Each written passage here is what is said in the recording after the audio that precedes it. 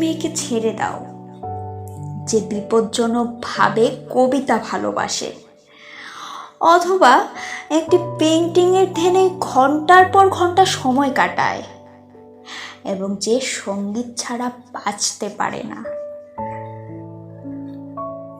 এমন মেয়ের প্রেমে পড়ো না যে তার শরীরের গঠন ও মুখের আদল ছাড়াই সুন্দর।